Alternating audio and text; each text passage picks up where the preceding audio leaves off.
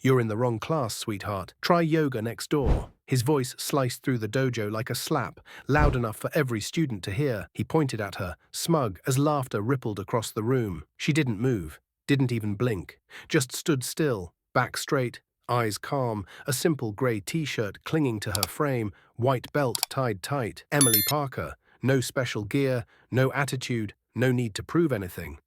And yet everything about her presence seemed to offend him. He turned away with a scoff. "We don't babysit grocery girls," he muttered, loud enough again. That one hurt more. It wasn't just dismissive, it was personal. She'd heard it before, at the checkout line where she worked nights, at the gym, at school. People saw what they wanted, soft, small, quiet. They never looked deeper. The class began. Kata drills, sparring preparation. Loud kiais filled the air. The black belt barked orders and praised the loudest students, all while firing thinly veiled insults at her. "Too soft, too slow, loosen your stance, unless ballet's your thing." Others laughed nervously, avoiding her eyes. Emily said nothing. She flowed through every motion with fluid precision. Not flashy, not forceful, just efficient, grounded, intentional, and that made him angry. She wasn't folding like he expected. She wasn't reacting. She wasn't giving him anything. Then came the final exercise, sparring. He clapped twice. "Let's wrap it up with a lesson," he said, eyes locked on her. "New girl, you and me." Everyone froze. No one spars with the instructor on day one. This wasn't training, it was public humiliation.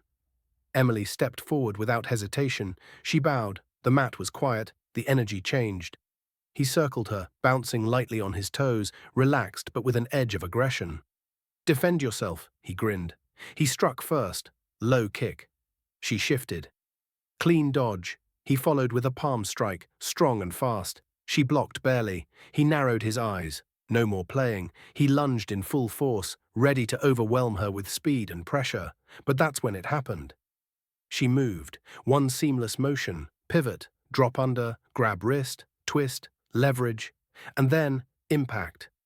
His body hit the mat so hard, the air left the room.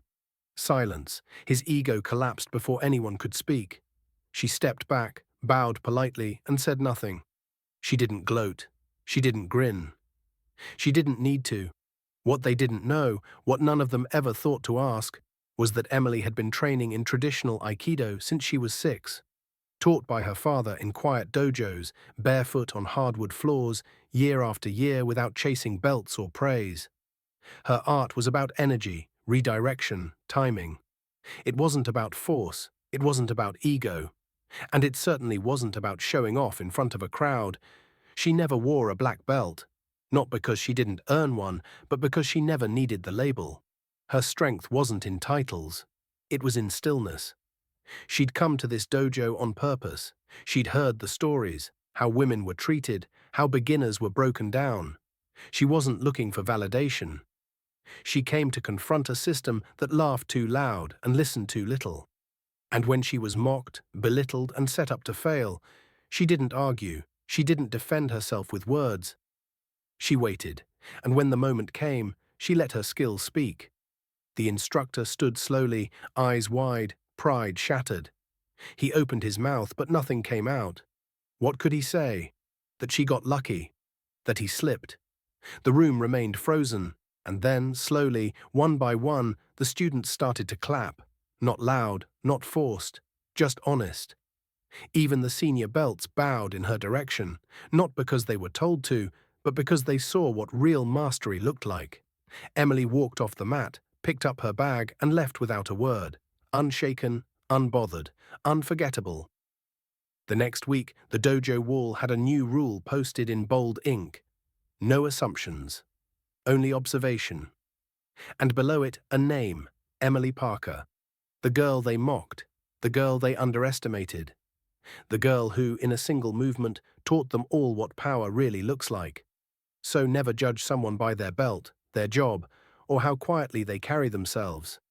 Some of the strongest people in the room are the ones who wait for the perfect moment to reveal it.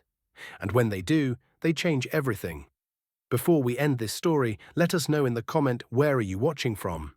If this story inspired you, subscribe to the channel, hit that like button and drop a karma in the comments below.